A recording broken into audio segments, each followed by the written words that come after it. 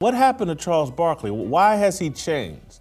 Swearing his allegiance to the Alphabet Mafia. Play that clip. I want to say this. If you're gay and transgender, I love you. Hey, and if anybody give you shit, you tell them Charles said, you. I'm a big proponent of gay, transgender people. Black people. You have gatekeepers and overseers, and you will be punished physically, financially, reputationally, if you don't fall in line. This is classic. This is the definition of gatekeeping. This is the definition of being an overseer. In 2015, while serving as an editor at ESPN, I oversaw and edited a major profile story on Barkley written by Jesse Washington. The piece explained Barkley's habitually nonconformist opinions on race in America. The first section of the profile analyzed and discussed Barkley's Martin Luther King Day comments in 2015 on the set of TNT's NBA studio show. Barkley said this, and he was quoted in the article saying this: "For myself, being from Alabama, civil rights means a big deal to me. And my grandmother, who's the greatest person who's ever been in my life, always said to me, there's a lot of people who did heavy lifting to make you become successful. And the one thing you don't want to do is screw it up."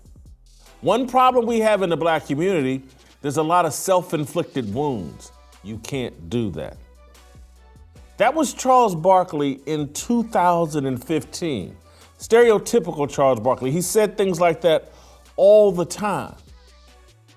The profile story argued that Barkley's worldview had been shaped by the legacy of Booker T. Washington, the late 1800s, early 1900s black American educator and author who founded the Tuskegee University in Alabama. Booker T. Washington's autobiography, Up From Slavery, inspired the title of the profile story we had written on Barkley, Up From Leeds. Barkley grew up in Leeds, Alabama. He went to college at Auburn, right in Alabama. His worldview had been heavily influenced by Booker T. Washington. Today, Barkley's worldview is shaped by Trump derangement. I'd like to call it a self-inflicted wound, but I don't think that's totally accurate. Barkley is simply doing what he's been told to do. I'm not going to be a hypocrite. I'm not going to run around and pretend like, oh, I don't know anybody like Donald Trump.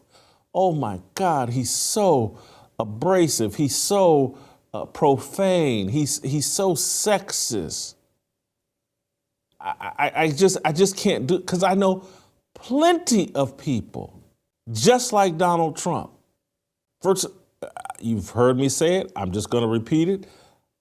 The Masterpiece Lounge, my dad's bar, 38th and Sherman in the inner city of Indianapolis, Indiana, is my favorite place on earth.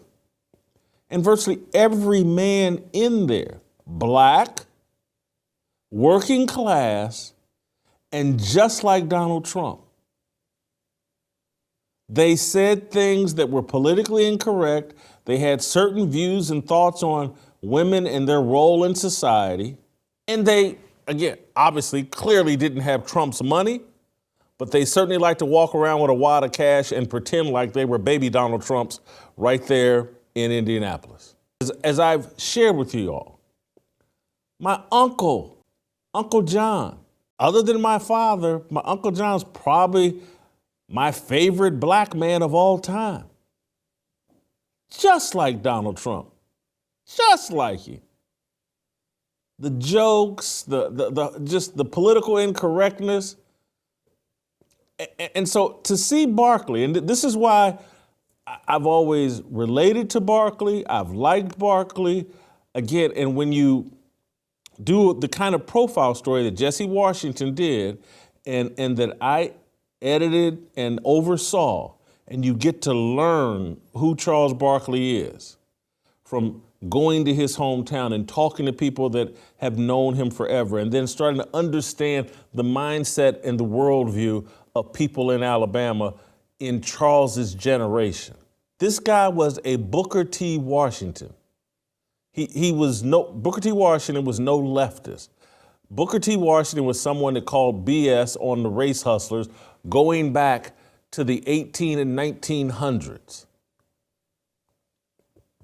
That's who shaped Charles Barkley's legacy. And when we wrote and published that piece, Charles Barkley, the people at TNT, they all complimented us on capturing the true essence of Charles Barkley. This was a major story. This was maybe 15,000 words. We poured a lot of effort, a lot of resources into understanding Charles Barkley. And Jesse Washington, and at that time, we nailed it. That's who Charles Barkley is and was. The story published I believe, in February of 2015. Donald Trump becomes president in 2016, and now all of a sudden, Charles Barkley sounds like a brand new man. And look, perhaps Charles has always been pro-Alphabet Mafia. But people at a nightclub partying in Las Vegas, they're not reaching, because I used to do that. I've never seen anybody, hey, let me grab a microphone and I know this is being recorded and I want this. This is a plant. This is a ritual. This is a ceremony. This is like a requirement. Like, hey, I'm in a contract negotiation and my puppet masters need me, Charles Barkley, a Negro wrangler and a gatekeeper to come out and state my opinion on the whole Alphabet Mafia gang. And let's do it in an organic way, and then we'll leak this out over social media, and Charles is an ally. Let's play shot number 8. We played this recently. Stephen A. Smith and Charles Barkley, again, swearing their allegiance to the Alphabet Mafia.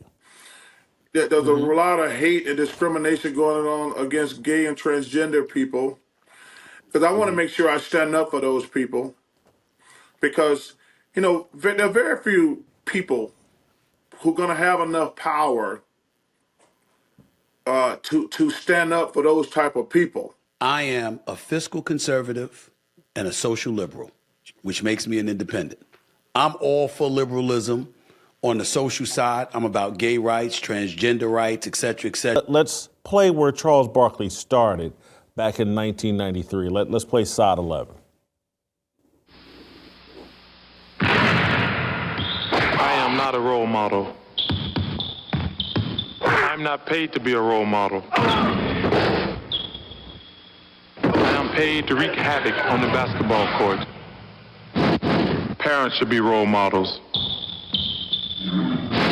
Just because I dunk a basketball doesn't mean I should raise your kids.